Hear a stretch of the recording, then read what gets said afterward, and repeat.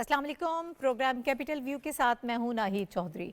Programme का आगाज़ करेंगे एक अच्छी ख़बर के हवाले से। इस वक्त पाकिस्तान की मईशत जो है वो बहाली की तरफ गामज़न है और जो मौजूदा क़यादत कोशिशें कर रही है अब उसके हमें असरात जो हैं वो नज़र आना शुरू हो गए हैं।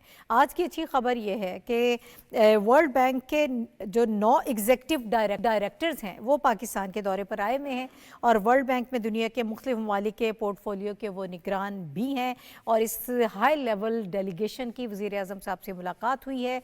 वज़ीर आज़म साहब ने उनका पाकिस्तान आमद पर खैर मकदम किया है और जो ख़बर इसमें सामने आई है वो ये है कि पाकिस्तान में आलमी बैंक 40 अरब डॉलर की सरमायाकारी करने जा रहा है। ये सारा काम स्टेप बाय स्टेप होगा और इसका आगाज़ होने जा रहा है और जो मज़ीद डिटेल्स सामने आई हैं उसके मुताबिक 20 अरब डॉलर जो हैं वो सेहत, तालीम और समाजी तरक्की के मैदान में इस्तेमाल होंगे।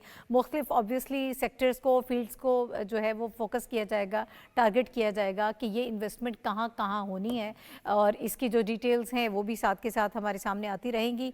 बहरहाल ये बहुत बड़ी डेवलपमेंट है पाकिस्तान के लिए। एक वो वक्त था जब IMF पाकिस्तान को कर्जा देने से गुरेज़ा था और खुदा न खास्ता दिवालिया की बातें हो रही थी, एक हुकूमत ही ये सब बातें कर रही थी। लेकिन आज यह हालात है कि ना सिर्फ IMF के साथ आपके ताल्लुकात बेहतर हुए हैं। पिछले दिनों जब UAE में वज़ीर आज़म साहब की मुलाकात हुई IMF की MD से, तो उन्होंने जो इस वक्त हमारा मुआशी चीज़ें चल रही हैं, जो इकनॉमिक प्रोसेस चल रहा है, उस पर इत्मीनान का इज़हार किया था। बल्कि वज़ीर आज़म साहब ने उनको कन्विंस किया इस बात पर भी कि हमारी एक्सपोर्ट्स तभी बढ़ेंगी, इंडस्ट्री का पहिया तभी ज़्यादा तेज़ी से घूमेगा जब हम बिजली के नर्ख कम कर पाएंगे। तो उसके लिए भी उन्होंने प्लान मांगा था। ये तमाम तर चीज़ें अगर जहन में रखें तो इस वक्त हमें मईशत जो है वो बिल्कुल राइट डायरेक्शन में नज़र आ रही है। इसका इम्पैक्ट क्या होगा? वज़ीर आज़म साहब ने इस मौके पर जो गुफ्तगू की, उन्होंने डिटेल में ये सारी चीज़ें बताई कि पाकिस्तान में क्या होने जा रहा है और हम किस तरह से चीज़ों को लेके चल रहे हैं। उन्होंने कहा मुल्क की मईशत जो है वो सही समत और तरक्की की जानिब गामज़न है। मुल्की बरामदात, तरसीलात ज़र में इजाफा हो रहा है।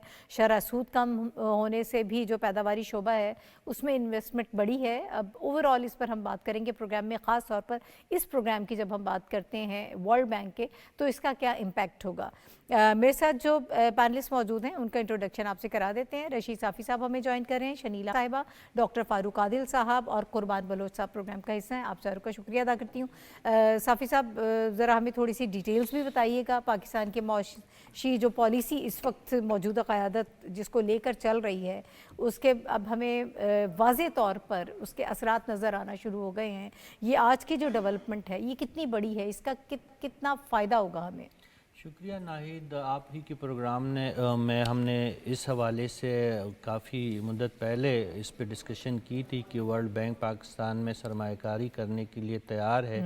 आज उसमें बड़ी पेशरफ्त हम देख रहे हैं। जब वर्ल्ड बैंक का वफ़द पाकिस्तान दौरे पे पहुंचा और उसके बाद जब वज़ीर आज़म साहब की उनके साथ मुलाकातें हुई है, बाकी जो पाकिस्तान की माशी जो गुरु है, जो माशी पॉलिसी साज है, उनसे उनकी मुलाकातें रही है और वर्ल्ड बैंक के वफ़द ने जो पाकिस्तान की मईशत के बारे में और पाकिस्तान में मुस्तक़बिल करीब में सरमायाकारी के लिए साज़गार माहौल पे जो राय दी है वो इंतहाई हौसला अफ़ज़ा है और इस बात की दलील है कि मौजूदा हुकूमत की माशी पॉलिसियाँ दुरुस्त सिमत जारी है।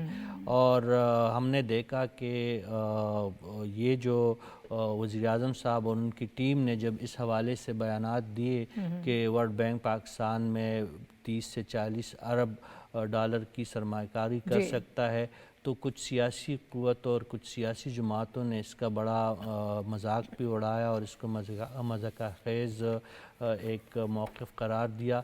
लेकिन अब वर्ल्ड बैंक का जो एक आला सतही वफ़द पाकिस्तान के दौरे पे जो आया, तो इस बात में अब हमें हकीकत लगने लगी है।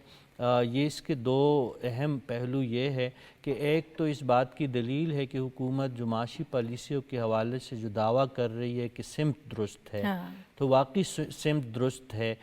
इसकी वजह यह है कि वर्ल्ड बैंक और IMF, आप जानती है कि उनके बहुत बड़ी माशी टीम है, पूरी दुनिया में उनका नेटवर्क फैला हुआ है।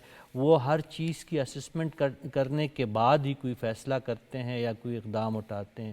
تو ورلڈ بینک کے وفد نے جو 40 ارب کی جو مرحلہ وار سرمایہ کاری ہے جو مختلف شعبوں میں ہے، جس میں ایجوکیشن ہے، جس میں ہیلتھ ہے، جس میں سماجی ترقی ہے، ان تمام شعبوں میں جہاں جہاں پہ پاکستان کو واقعی اشد ضرورت ہے سرمایہ کاری کی، اس حوالے سے اگر ورلڈ بینک کی طرف سے رضامندی ظاہر کی جا رہی ہے سرمایہ کاری کا، تو یہ انتہائی اہم اقدام ہے.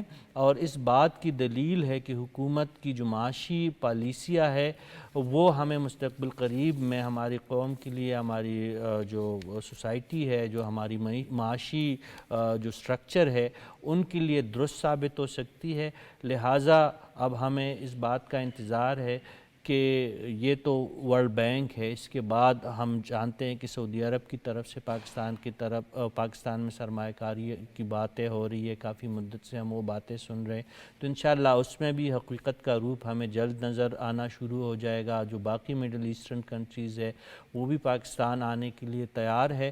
تو اگر ملک میں سیاسی استحکام رہا اور موجودہ قیادت کو تسلسل کا موقع ملا تو یقیناً پاکستان جو ہے یہ ایک ترقی کے سفر پہ چل نکلے گا. اور واقعی جو ہم باتیں سنتے رہے ہیں کہ پاکستان میں ایک پوٹینشل ہے، پاکستان میں سرمایہ کاری کے مواقع موجود ہے، تو اب وہ دن شاید قریب آ گئے ہیں کہ ہم اس سے مستفید ہو سکیں. ٹھیک ہے شنیلا، وزیر اعظم صاحب ہر پلیٹ فارم پر جا کر انویسٹمنٹ کے لیے راغب کرتے رہے ہیں سرمایہ کاروں کو، پھر جن جن سیکٹرز میں پوٹینشیل ہے وہ سب چیزیں بڑے کھل کر واضح انداز میں بتاتے رہے ہیں کہ پاکستان میں انویسٹمنٹ ہو سکتی ہے. پھر آج انہوں نے جب ذکر کیا، انہوں نے یہ بات کی کہ SIFC کی بدولت سرمایہ کاری کے لیے جو ہے وہ بہترین ماحول فراہم کیا گیا ہے. آج ایک تو یہ کہ یہ ڈیولپمنٹ کتنی بڑی ہے، آپ اس کو کس طرح سے دیکھ رہی ہیں، اور دوسرا اس کو ہم اس نظریے سے بھی دیکھتے ہیں کہ بیرونی سرمایہ کار یا ورلڈ بینک جب پاکستان میں آ کے اتنی بڑی انویسٹمنٹ کرنے جا رہا ہے تو اس کا مطلب یقینی طور پر یہ ہے کہ اعتماد بحال ہو چکا ہے. بالکل صحیح کہہ رہی ہیں آپ ناہید، کہ اعتماد بحال ہو چکا ہے. وہ صرف بیرونی سرمایہ کاروں کا نہیں ہو چکا، اندرونی سرمایہ کاروں کا بھی اعتماد جو ہے بحال ہو چکا. اس کی وجہ یہ کہ ابھی گیلپ کا ایک سروے ہمارے سامنے آیا ہے جس میں 44% جو بزنس مین ہے، بزنس کمیونٹی ہے، انہوں نے کہا ہے کہ حکومت کی معیشت جو ہے وہ درست سمت کی طرف جا رہی ہے اور ہمیں حکومت کی پالیسی کے اوپر ٹرسٹ ہے. تو یہ جو گیلپ کا سروے، اس میں یہ ہے کہ 7 سے 8% بہتری آئی ہے ان لوگوں اس اعداد و شمار میں جو بلیو کرنا شروع ہو گئے ہیں حکومت کی پالیسیز کے اوپر. تو اس کا مطلب یہ ہے کہ ایک طرف تو آپ کے اندرونی طور پہ جو سرمایہ کار ہے وہ حکومت کی پالیسیز کے اوپر اعتماد کرنا شروع ہو گیا، جس کی وجہ سے ہمیں نظر آتا ہے کہ ہماری اسٹاک ایکسچینج بہتر ہو رہی ہے، ہمیں نظر آ رہا ہے کہ ہماری ایکسپورٹ بڑھ رہی ہے، ہمیں پتہ چل رہا ہے کہ ہماری IT کے شعبے میں بڑی بہتری ہو رہی ہے، ٹیکسٹائل انڈسٹری کے اندر بڑی بہتری ہو رہی ہے، زراعت کے شعبے کے اندر جو ہے بہت زیادہ بہتری ہو رہی ہے. مریم نواز پچھلے دنوں انہوں نے جو کسان تھے ان کو ایوارڈ دے رہی تھی کہ جنہوں نے جدید ٹیکنالوجی کا استعمال کرتے ہوئے بہت زیادہ زراعت کے اندر جو ہے نا کامیابی حاصل کی ہے. اب بیرونی دنیا جو ہے وہ بھی پاکستان کے اندر پہ اعتماد کرنا شروع ہو گئی ہے. اس کی وجہ صرف یہی ہے کہ جو موجودہ حکومت ہے ان کا مشن ہی یہی تھا. جب وہ آئے تھے تو وزیر اعظم بار بار ایک ہی بات کہتے تھے کہ ایڈ نہیں ٹریڈ.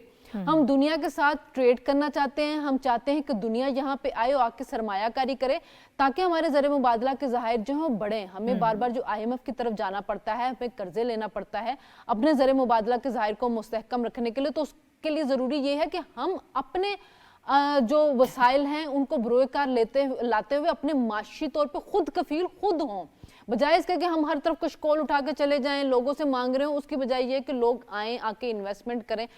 اب ملک کے اندر جو امن و امان ہے وہ قائم ہو رہا ہے، پالیسیز ایسی بن رہی ہیں، ان کو انوائرمنٹ ایسا فراہم کیا جا رہا ہے جس کی وجہ سے جو ہے وہ یہاں پہ آنا شروع ہو گئے ہیں. SIFC کا قیام بھی اسی وجہ سے کیا گیا تھا کہ جو ریڈ ٹیپزم ہے یہ ختم ہو جائے. لوگ یہاں پہ آتے تھے، ان کو شکایتیں یہی ہوتی تھی کہ جب ہم آتے ہیں تو ایک محکمہ دوسرا محکمہ NOC لیتے اتنا ٹائم لگ جاتا تھا کہ سرمایہ کار بھاگ جاتا تھا. تو اب یہ جو ساری بہتری ہے نظر آ رہی ہے، اور اس کی وجہ یہی ہے جو ایک لیڈرانہ قیادت وزیر اعظم صاحب ادا کر رہے ہیں.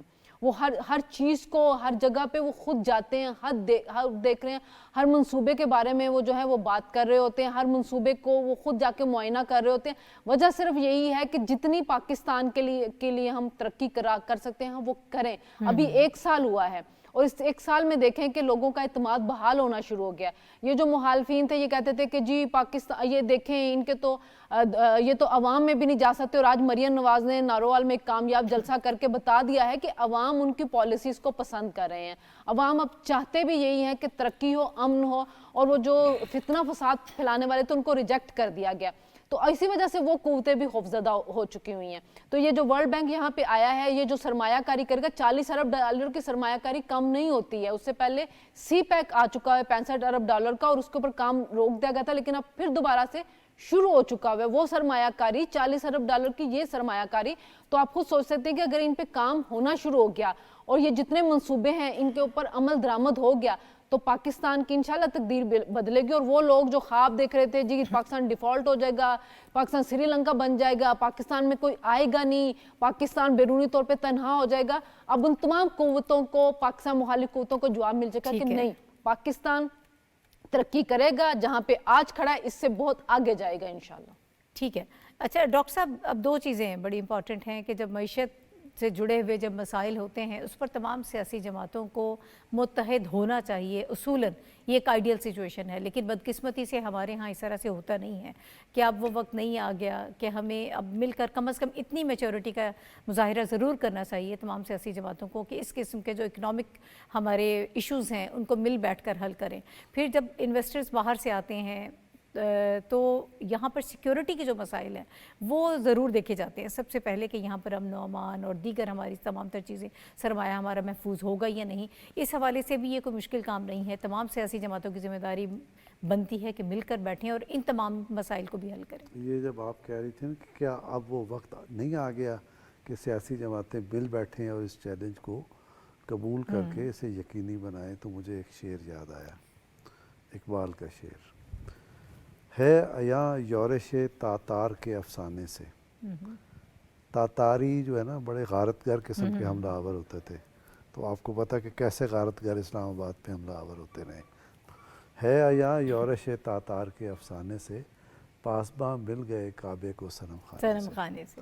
تو بات یہ ہے کہ ایک منصوبہ بندی کے تحت پاکستان کی معیشت کو تباہ کیا گیا, پاکستان کے اداروں کو تباہ کیا گیا. پی آئی اے کے ساتھ جو سلوک ہوا اس دور حکومت میں, وہ تو اب دنیا اس کے بارے میں بات کرتی ہے کہ جان بوجھ کے پاکستان کی سب سے پرائم ادارے کو آپ نے, اور جو پاکستان کا فلیگ کیریئر ہے دنیا میں, آپ نے اس کو تباہ کر دیا. آپ کی دنیا میں کہیں فلائٹ نہیں جا رہی تھی, آپ کے پائلٹ تباہ کر دیا. اچھا, آپ کی معیشت کو تباہ کر دیا. اور ان کا جو وزیر خزانہ تھا وہ قومی اسمبلی میں کھڑے ہو کے کہتا تھا کہ چیخیں تو اب نکلیں گی. کبھی حکومت کے وزیر خزانہ کی طرف سے ایسی بات کہی گئی ہے؟ حکومت کا وزیر خزانہ عوام کو حوصلہ دیتا ہے, وہ کہہ رہا تھا کہ اب چیخیں نکلیں گی. تو یہ سارا ایک منصوبہ بندی کے تحت ہو رہا تھا. آپ معیشت کا اعتبار ختم کر رہے تھے. کسی بھی حکومت کی معیشت کی اعتماد اس کی حکومت اس کو فراہم کرتی ہے, تو اس حکومت نے اعتماد کا سہارا پیچھے سے چھین لیا. پھر آپ نے دوستوں کے ساتھ تعلقات برباد کر دیے. یہ صورتحال تھی جب حکومت آئی, تو اس وقت وہی جو حکومت برباد کر کے گئے تھے, مجھے فواد چودھری کے آج بھی سٹیٹمنٹ یاد ہیں, وہ یہ کہتے تھے کہ ہم ان کو بتا رہے تھے, ان کو سے مراد آپ سمجھ رہی ہیں جن سے یہ مذاکرات کرنا چاہتے ہیں, کہ یہ نئی معاملات سنبھال سکیں گے, پاکستان ڈوب جائے گا. اور جیسے ابھی سری لنکا کی مثالیں دی جا رہی تھیں. تو یہ ساری بات اس حکومت نے, پی ڈی ایم 1 گورنمنٹ اور موجودہ مسلم لیگ نون کی اتحادی حکومت نے اس سارے چیلنج کو اپنی سیاست کو قربان کر کے, اپنی سیاست پر کھیل کر کے چیزوں کو سٹیبل کر دیا, کھڑا کر دیا. نتیجہ یہ نکلا ہے کہ ورلڈ بینک جیسا ادارہ 40 ارب ڈالر لے کر پاکستان پہنچ گیا ہے. اس کا کیا مطلب ہے؟ اس کا مطلب یہ ہے کہ کئی مطالب ہیں. ایک یہ کہ پاکستان کی معیشت اپنے پاؤں پہ کھڑی ہو گئی ہے, یہاں آپ اعتبار کر کے سرمایہ کاری کر سکتے ہیں. دوسرے یہ کہ پاکستان ایک ذمہ دار ملک ہے اور اس کی حکومت بھی ایک ذمہ دار حکومت ہے. وہ ایسی حکومت نہیں ہے کہ پڑوس سے دہشت گردوں کو بلا کے آپ یہاں ان کو جگہ فراہم کریں, وہ پھر دہشت گردی کرتے پھریں, اور دنیا بھر سے جو سرمایہ کار آئیں اور جو پاکستانی سرمایہ کار ہوں ان کی سرمایہ کاری کو غارت کر دیں. تو یہ پیغام بھی دنیا میں گیا. جب یہ پیغام گیا تو پھر آپ یہ دیکھتے ہیں کہ پاکستان کے دوست ملک بھی یہاں چلے آئے، سعودی عرب بھی یہاں چلا آیا، بالکل ایسے ہی، ہاں امارات بھی چلا آئی، یہ آپ کے چائنا اور اب ورلڈ بینک، اور یہ معاملات اب آگے بڑھتے جانا ہے۔ اور پاکستان نے جو اپنی قسمت ہے، اور پاکستان کی اپنی قسمت کیا ہے؟ پاکستان کی اپنی قسمت ایک خود مختار، طاقتور اور پروگریسو پاکستان، ٹھیک ہے، جو اس خطے کو بھی استحکام دے گا، اس خطے کی خوشحالی میں اضافہ کرے گا، اور پاکستان کے جو بادل، ایک تاریک بادل پاکستان کے اوپر چھٹ گئے تھے کسی وجہ سے، ان سب بادلوں کو ختم کر کے یہاں ترقی اور خوشحالی کا راستہ لائے گا۔ اور یہ جو 9 ایگزیکٹو ڈائریکٹر پاکستان میں ایک ساتھ آئے ہیں، یہ بذات خود ایک تاریخی واقعہ ہے کہ 9 ایگزیکٹو ڈائریکٹر ورلڈ بینک کے اٹھ کے آ جائیں یہاں اور پاکستان کے وزیر اعظم کو کہیں کہ یہ ہمارے پاس $40 ارب ہیں، ان کی آپ سرمایہ کیجئے، اس میں اپنی معیشت کو ٹھیک کریں، اپنے نوجوانوں کو آپ جو ہے بااختیار بنائیں، اور آپ صحت کے معاملات ٹھیک کریں، اور دیگر معاملات کو ٹھیک کریں، عوام کے اوپر اس کو انویسٹ کیا جائے۔ اور یہ جو آپ بات کہہ رہے ہیں کہ جو تاتاری جن سے آپ کہہ رہے ہیں کہ جو یہاں اسلام آباد پہ حملہ آور ہوتے ہیں، وہ ان کے آپ کے ساتھ مل جائیں آئیڈیالوجیکلی اور آئیڈیلی، بالکل ٹھیک بات ہے کہ پاکستان کی معیشت ہو، پاکستان کی سیاست ہو، پاکستان کی خارجہ پالیسی ہو، وہ پاکستان کے ہر شہری کی برابر کی ہے جتنی حکومت کی ہے۔ اصولاً سب کو شریک ہو جانا چاہیے، لیکن جن کا ایجنڈا پاکستان کو تباہ کرنا ہو، جنہوں نے PIO کو تباہ کر دیا ہو، جنہوں نے پاکستان کے خارجہ تعلقات بگاڑ دیے ہوں، جنہوں نے اکنامک کوریڈور کے خلاف سازش کی ہو، تو وہ کیسے آئیں گے؟ ہاں، ہم اپیل کر سکتے ہیں کہ ان کے اندر جو پاکستان سے محبت کرنے والے ہیں وہ پہچانے پاکستان کے دشمنوں کو اور پاکستان اپنی پالیسی کو تبدیل کریں۔ بلوچ صاحب، میں آپ کی طرف آؤں گی۔ یہ ایک تو اسی خبر کے حوالے سے میں آپ کا پوائنٹ آف ویو لینا چاہتی ہوں کہ اس کی کتنی سگنیفیکنس ہے، کتنا بڑا اس کا امپیکٹ دیکھ رہے ہیں آپ آنے والے دنوں میں پاکستان پر اور پاکستان کی عوام پر۔ اور دوسرا، وزیر اعظم صاحب ہمیشہ چارٹر آف اکانومی کی بات کرتے ہیں، تو وہی جو بات میں ڈاکٹر صاحب سے کر رہی تھی کہ کب یہ ہمارے اندر میچورٹی آئے گی، یہ لڑائی جھگڑا فساد جلاؤ گھراؤ سے نکل کر کسی ایک چیز پر ایٹ لیسٹ کنسنسس ہو جانا چاہیے کہ اکانومی کو نہیں چھیڑنا، باقی سارے معاملات مسائل آپس میں جو لڑائی جھگڑے میں چلتے رہیں گے، اکانومی کی راہ میں رکاوٹ نہیں بننا۔ جی بہت شکریہ ناہید۔ نہ صرف اکانومی، میں سمجھتا ہوں کہ قومی جو ایک دو اور ایشوز ہیں اس پہ بھی ہونا چاہیے، دہشت گردی کے حوالے سے ہونا چاہیے، فارن پالیسی کے حوالے سے ہونا چاہیے، اور معیشت کے حوالے سے بھی یقینی طور پر ہونا چاہیے۔ لیکن اگر نہیں ہو رہا تو جو اچھی بات ہے، ابھی سال کے بعد ہم جب معیشت کو ڈسکس کر رہے ہیں، ہم عالمی بینک کو ڈسکس کر رہے ہیں، ان کے وفد کے اسلام آباد یا پاکستان دورے کو ڈسکس کر رہے ہیں، تو اس سارے پورے سال میں آپ سارے جو پازیٹیو انڈیکیٹرز آپ کے سامنے آئے ہیں، وہ اس لیے آئے ہیں کہ حکومت نے، ان کے اتحادیوں نے بغیر کسی کا آسرا کیے، بغیر کسی کا انتظار کیے، وہ کچھ کرنا شروع کر دیا جو ملک کے لیے، پاکستان کے لیے، عوام کے لیے بہتر تھا۔ اصلاحات کی بات ہے، FBR میں اصلاحات کی بات ہے، باقی اداروں کی اصلاحات کی بات ہے، تو ایک سال کے بعد جو آپ کا گھر ٹھیک ہوا، اس میں جو معاشی استحکام آیا، بہتری آئی، تو دنیا اس کو اب اپریشیٹ کر رہی ہے، اس کو مان رہی ہے۔ اور نہ صرف عالمی بینک کا یہ وفد 9 رکنی، اس سے پہلے IMF کا وفد پاکستان کا دورہ کر چکا، اور انہوں نے اسٹیک ہولڈر سے ملاقاتیں کی، اور معیشت کے علاوہ باقی جو ریفارمز ہیں، باقی اسٹیک ہولڈرز ہیں، ادارے ہیں، ان پر اعتماد کا اظہار کیا۔ ترکیہ کے صدر کا اسلام آباد کا 2 روزہ دورہ، 24 سے زیادہ آپ کے جو بھی ایگریمنٹس، MOUs یہ ظاہر کر رہے ہیں کہ چیزیں پازیٹیو رخ پہ جا رہی ہیں، اور جو نہیں چاہتے تھے، میں سمجھتا ہوں کہ ان کی جو صورتحال اب بنی ہے سیاسی طور پر، معاشی طور پر، کہ اب وہ کسی بھی حوالے سے اب ان چیزوں کو قوم کے سامنے لے جانے کے قابل بھی نہیں ہے کہ وہ جو کہہ رہے تھے کہ کچھ بھی نہیں چلنا، تو وہ دیکھ رہے ہیں کہ بہت کافی چیزیں پازیٹیو جا رہی ہیں، اور پازیٹیو چاہیے۔ میں ایک جملہ، سر وقت مجھے بریک لینی ہے، مختصر جلدی سے مکمل کر لیجیے گا۔ جی، تو وہ یہ کہ اب وزیر اعظم یا حکومت وہ یہ نہیں کہہ رہے کہ قرضہ دے، وہ کہہ رہے ہیں کہ سرمایہ کریں, تو اس کا مطلب ہے کہ جو نیریٹو ہے اس میں بھی شفٹ ہے پازیٹیو طریقے سے. ایگزیکٹلی جو ویژن ہے وہ اس وقت, آج انہوں نے بات بھی کی کہ ہم قرض کی بات نہیں کرتے ہیں, ہم یہ کہتے ہیں کہ پاکستان میں آپ سرمایہ کاری کریں, انویسٹمنٹ لے کر آئیں, اور یہ بڑا اچھا شفٹ ہے جو اس وقت ہمیں نظر آ رہا ہے. کچھ اور بھی بڑے اہم موضوعات ہیں, اس پر بات ہوگی, لیکن ایک بریک ہمیں لینا ہے. ہمارے ساتھ رہیے.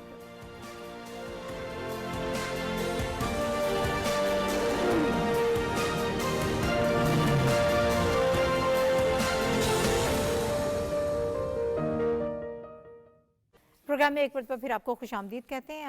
ہم بات کر رہے تھے جو عالمی بینک پاکستان میں انویسٹمنٹ کرنے جا رہا ہے. بلو صاحب میں آپ کی طرف آؤں گی, مختصراً اپنا آرگومنٹ کمپلیٹ کر لیجیے گا, پھر اگلے ٹاپکس پہ جانا. جی میں بات یہ کر رہا تھا کہ IMF کا وفد, اس کے بعد ترکیہ پریزیڈنٹ کا دورہ 2 دن کا, 24 کے قریب معاہدے اور MOUs, اور اس میں بات وہی اسٹریٹجک شراکت داری.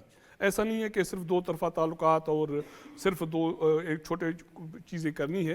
اب ورلڈ بینک کے ساتھ بھی پاکستان ورلڈ بینک کا تقریباً 7 دہائیوں کی شراکت داری ہے, اکانومی کے حوالے سے, سرمایہ کاری کے حوالے سے.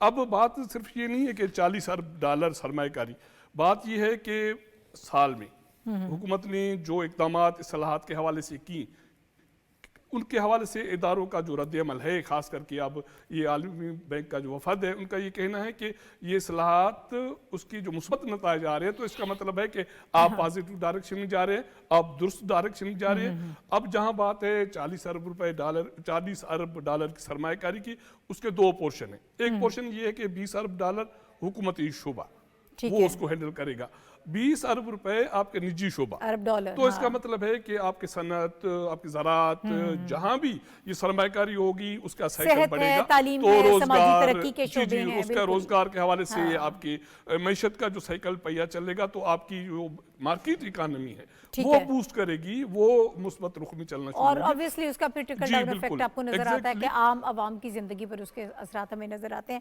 بہرحال یہ چیزیں جیسے ڈیولپ ہوں گی, مزید اس پر کام شروع ہوگا, تو پھر ایک کلیئر پکچر ہمیں نظر آئے گی. ابھی ہم آگے بڑھتے ہیں, ایک اور بڑا اہم موضوع ہے جس پر ہمیں گفتگو کرنی ہے. سانحہ سمجھوتا ایکسپریس آج 18 برس مکمل ہو گئے ہیں, اور یہ 18 برس بیت جانے کے باوجود آج بھی جو متاثرین ہیں اس انسیڈنٹ کے, وہ انصاف سے محروم ہیں. بھارت جس طرح سے ایک سو کالڈ سیکولرزم کا دعویٰ کرتا رہا ہے اور ہمیشہ سے کرتا آیا ہے, وہاں پر جو پرتشدد سوچ ہے, جو ان کا رویہ ہے, اس میں مزید تیزی آ رہی ہے, وہ ہمیں بڑھتا ہوا نظر آ رہا ہے, اس میں کسی صورت کمی نہیں ہو رہی.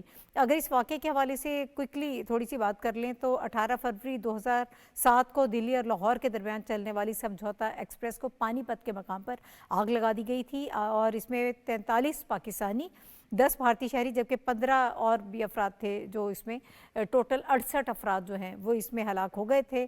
اور اس کے بعد جو انویسٹیگیشنز ہوئیں اس میں یہ سارا سازش کا بانڈا پھوٹا, اور معلوم ہو گیا کہ اس میں بھارت ملوث ہے. پھر RSS کے ایک جو رہنما ہیں, اور وہ بھی اس ساری ایپیسوڈ میں پتہ چلا کہ یہ ساری سازش انہوں نے کی تھی اپنے لوگوں کے ساتھ مل کر. تو چیزیں بالکل عیاں تھیں, لیکن آج تک اس کا فیصلہ نہیں ہو پایا ہے. اوبویسلی جب اس قسم کے انسیڈنٹس ہوتے ہیں اور اس پہ کوئی انصاف نہیں ملتا لوگوں کو, تو پھر وہاں واقعات جو ہیں یا آپ مزید حوصلہ بڑھتا ہے, تو وہ حوصلہ اتنا بڑھتا ہوا ہمیں نظر آ رہا ہے کہ مودی سرکار کی جو سوچ ہے اس میں تشدد مزید بڑھ آیا ہے, اور وہاں پر رہنے والی اقلیتیں, کیا ان کے اپنے جو ہندو دلت ہیں, جو نچلی ذات کے لوگ ہیں, وہ بھی اب اس سے محفوظ نہیں ہیں.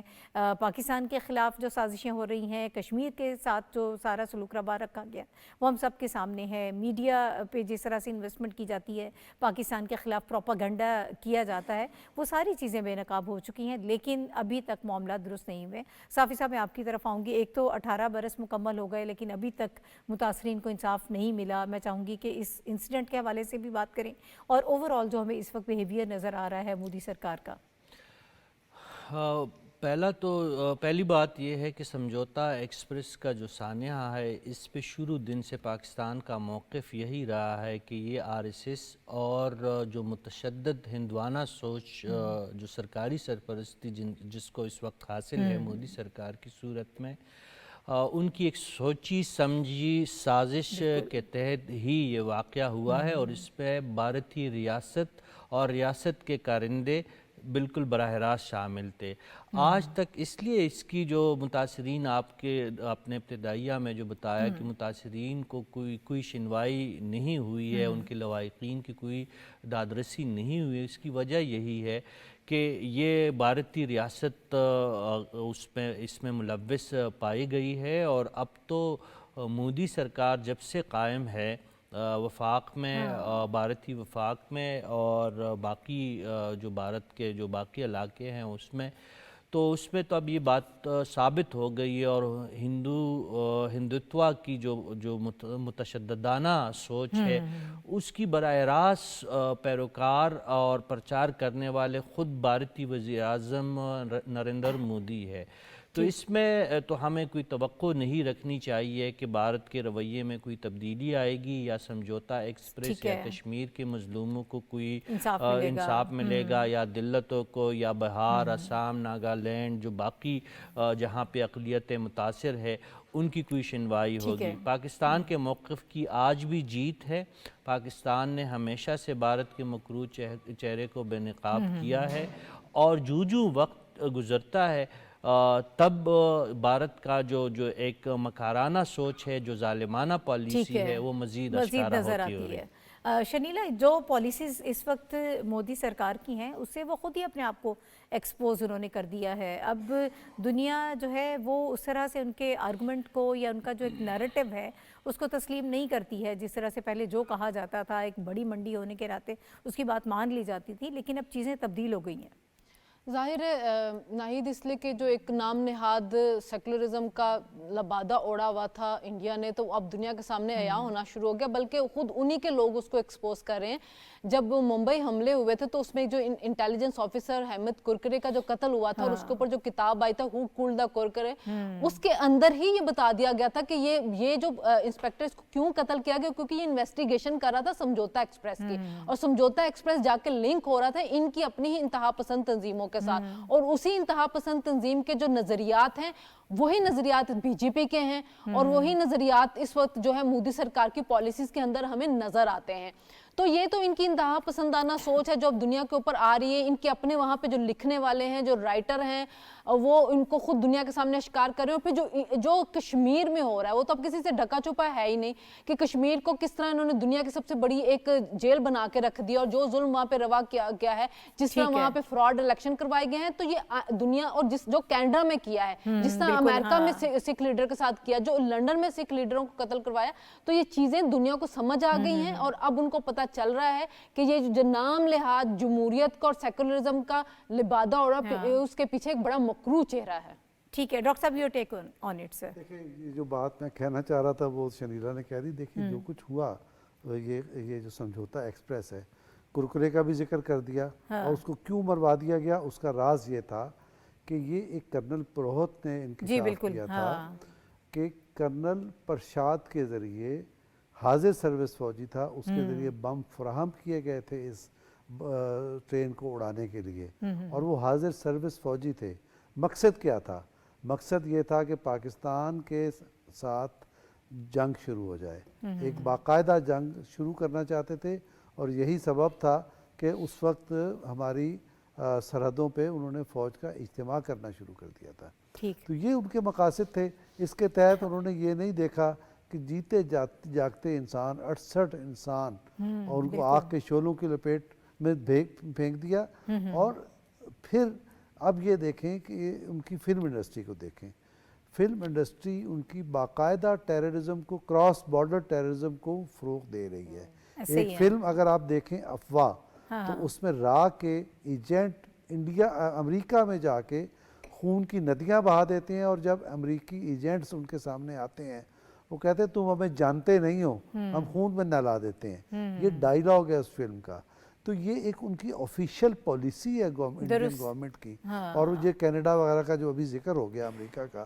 تو اب تو یہ ساری چیزیں، سارے نقطے جا کے سارے ڈاٹس مل گئے ہیں، پتہ یہ چل گیا ہے کہ غیر ذمہ دار ریاست ہے، ٹیررسٹ ریاست ہے، اور انٹرنیشنل ٹیررسٹ کو فروغ ٹیررزم کو فروغ دے رہی، نہ صرف فروغ دے رہی ہے بلکہ اپنے عوام اور اپنے جو ان کے اہلکار ہیں سیکیورٹی کے ان کے ذہن تیار کر رہی ہے بالی ووڈ کی فلم انڈسٹری کے ذریعے. ٹھیک ہے، بالکل یہی ساری سچویشن ہے جو آپ نے نقشہ کھینچا ہے. آپ اس کو بلوچ صاحب کس طرح سے دیکھ رہے ہیں؟ فالس فلیگز آپریشنز کر دیے جاتے ہیں، پھر اس کے علاوہ جتنی انویسٹمنٹ وہاں پر ہمیں پاکستان مخالف میڈیا میں نظر آتی ہے، جو کیمپین کی جاتی ہے، بہت ساری چیزیں سامنے بھی آ جاتی ہیں. اور پھر خاص طور پر جب کشمیر کے حوالے سے کہ وہاں پر پاکستان انویسٹ کر رہا ہے دہشت گردی، لیکن دہشت گرد تو اصل میں خود آپ ہیں. آپ دہشت گردی کر رہے ہیں اور پوری دنیا میں کر رہے ہیں، صرف پاکستان نہیں، باقی ممالک میں بھی یہی کام ہو رہا ہے.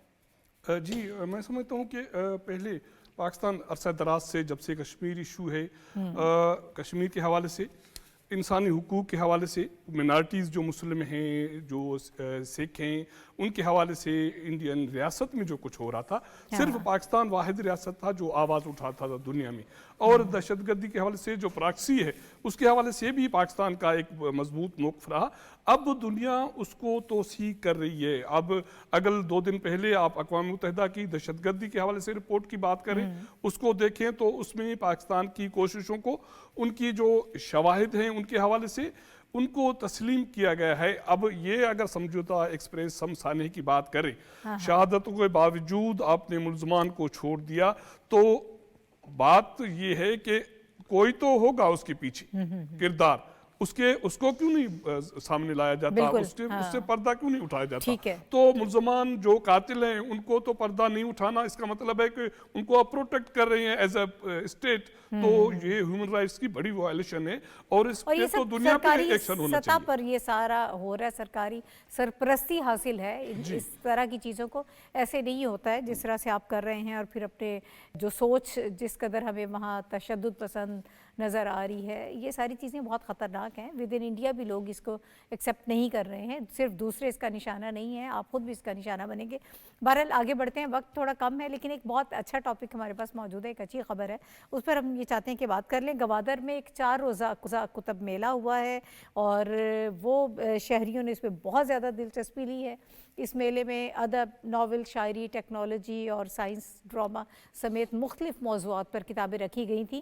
اور جو بڑی اچھی خبر ہے وہ یہ ہے کہ اس کتب میلے میں 28 لاکھ روپے سے زائد کتابیں فروخت ہوئی ہیں. کتاب اور قلم سے دوستی ہم سب سمجھتے ہیں کہ وہ کتنی ضروری ہے. اور اگر آپ بات کرتے ہیں تشدد کی بات کرتے ہیں، عسکریت پسندی کی بات کرتے ہیں، اتحاد پسندی کی بات کرتے ہیں، ان چیزوں سے جان چھڑانے کے لیے یہ ایک بہت اچھی ایفرٹ ہے، بہت اچھی کوشش ہے کہ عوام جو ہیں وہ کتاب میں دلچسپی لیں، قلم کا سہارا لیں، اپنے خیالات کو لکھیں. یہ ایک بہت اچھی خبر ہے. میں یہ چاہتی ہوں کہ ہمارے پینلسٹ اس پہ بات کریں. صافی صاحب، آپ اس کو کس طرح سے دیکھ رہے ہیں؟ کتنا یہ خوش آئند ہے؟ پہلے تو آپ کا شکریہ ناہید کہ آپ نے اس ٹاپک کو پروگرام کا حصہ بنایا، کیونکہ یہ ایسے موضوعات پہ بات کرنا وہ بہت ضروری ہے. اور یقینی طور پر جب گوادر میں کتاب میلے کا انعقاد ہو اور اس پہ بات چیت ہو تو وہ تو انتہائی اہم بات ہوتی ہے. کتاب اور قلم کی ضرورت مسلمہ ہے. میرے خیال میں اپنا زیادہ وقت ڈاکٹر صاحب کے لیے وقت بلکہ 30 سیکنڈ سے سب کے لیے ہوں گے. جی شریلا. دیکھیں ناہید، بات یہ ہے کہ بلوچستان کی طرف سے ہمیشہ ہمیں بری خبریں مل رہی تھی. تو ہم دیکھتے تھے کہ جی وہاں پہ دھماکے ہو رہے ہیں، ہم دیکھ رہے ہیں وہاں پہ انتہا پسندہ کارروائیاں ہو رہی ہیں، کسی کو قتل کیا جا رہا ہے. اور گوادر جیسے چھوٹے شہر سے یہ خبر آنا بہت اچھی پازیٹیو بات ہے. اور پتہ چل رہا ہے کہ وہاں پہ بھی پڑھے لکھے لوگ موجود ہیں، باشعور لوگ موجود ہیں، کہ صرف وہ یہ نہیں کہ کوئی تعصب پسندانہ چیزوں دیکھیں، ان کو اردو لٹریچر کا پتہ ہے، ان کو انگلش لٹریچر کا پتہ ہے کہ وہ کتابیں بھی وہاں پہ بکی ہیں. اور انسان کی سوچ، فکری سوچ ہمیشہ کتابوں سے بنتی ہے اور کتاب ہی انسان کی سوچ کو بدلتا ہے. تو یہ بڑی ایک اچھی پازیٹیو خبر ہے پاکستان کی. جی ڈاکٹر صاحب، آپ جو بات کر رہے تھے کہ بلوچی کتابیں بھی بڑی تعداد میں بکی ہیں. میں یہ کرنا چاہتا ہوں کہ گوادر کو خطرات لاحق رہے ہیں اس انویسٹمنٹ کو تباہ کرنے کے لیے. اب پتہ یہ چلا کہ نہ صرف انویسٹمنٹ ٹھیک ہو رہی ہے، آپ کے پورٹس، ایئرپورٹ اور سی پورٹ چل رہے ہیں، بلکہ اب علمی اور ثقافتی سرگرمیاں وہاں جڑ پکڑ رہی ہیں. ٹھیک ہے. تو چھوٹا شہر نہ کہیں. شنیلا سے میں ادب سے اختلاف کرتا ہوں. دیکھیں، پاکستان کا سب سے بڑا پورٹ وہ بننے جا رہا ہے جو اس پورے خطے کو متاثر کرے گا اور خطے کی ترقی میں اضافہ کرے گا. ٹھیک ہے، پریشان نہ ہو. تو میں کہنا یہ چاہ رہا ہوں کہ وہاں سے یہ خبر آنا بہت خوش آئند ہے. اور اگلی بات کہ بلوچی جو ادب ہے ان کی پہلے کتابیں فروخت نہیں ہوتی تھی، اعتبار نہیں تھا. اس میلے کے بعد یہ پتہ چلا کہ بلوچی ادب بھی فروخت ہونا شروع ہو گیا ہے. یہ بہت خوش آئند بات ہے. ٹھیک ہے بلوچ صاحب سر. جی میں سمجھتا ہوں کہ نہ صرف یہ قطبی میلہ، آپ بلوچستان کے نوجوان کی تعلیم سے جو محبت دیکھیں گے تو آپ کو پاکستان بھر جو بھی تعلیمی ادارے ہیں وہاں آپ کو بلوچ نوجوان تعلیم حاصل کرتے ہوئے ملے گا. وہ پنجاب ہو، لاہور ہو، اسلام آباد ہو، سندھ کے تعلیمی ادارے ہوں. تو یقینی طور پر میں سمجھتا ہوں کھیل، یہ تعلیمی جو ایکٹیویٹیز، یہ قطبی میلہ، یہ ایکٹیویٹیز سرگرمیاں مزید بڑھیں تاکہ نوجوانوں کو بہت اچھی خبر ہے، بہت خوش آئند یہ چیز ہے اور واقعی اس پر بات کر کے بھی دل خوش ہوا. میرے چاروں پینلسٹ جو میرے ساتھ موجود تھے، آپ کا شکریہ. اور عزیز پروگرام کا وقت بھی ختم ہو گیا، اجازت دیجیے کہ اللہ دوبارہ آپ سے ملاقات ہوگی. اللہ حافظ.